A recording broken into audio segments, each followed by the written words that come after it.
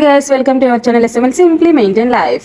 పాలకూర అనగానే టమాటాతో కలిపి వండకూడదు అనేది పెద్ద భ్రమలో ఉంటారు. దానికి రీజన్ అది కాదు.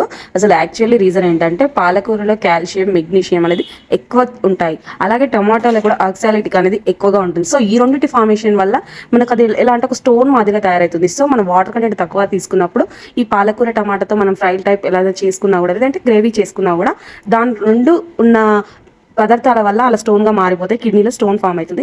సో పప్పులో వేసుకుంటేనైతే ఖచ్చితంగా వేసుకుంటారు కదా. దానికి రీజన్ ఏంటంటే మనం పప్పులో వేసుకుంటప్పుడు హై ప్రోటీన్ వేస్తాము, ప్లస్ వాటర్ కూడా వేస్తాము. సో పాలకూర టమాటా అనేది అసలు తినకూడదు అని కాదు.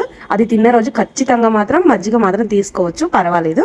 చాలా మందికి తెలియక పాలకూర టమాటా కాంబోనే అసలు తినొద్దు, అది ఒక విషయం అన్నట్టుగా బాగా స్ప్రెడ్ చేస్తున్నారు. రియాలిటీగా అది కాదు. కావాలంటే మీరు గూగుల్లో అయినా సెర్చ్ చేసి చూసుకోండి. మీకు ఇలాంటి న్యూట్రిషన్ వాల్యూస్ ఉన్న టిప్స్ కావాలంటే ఛానల్ సబ్స్క్రైబ్ చేసుకోండి.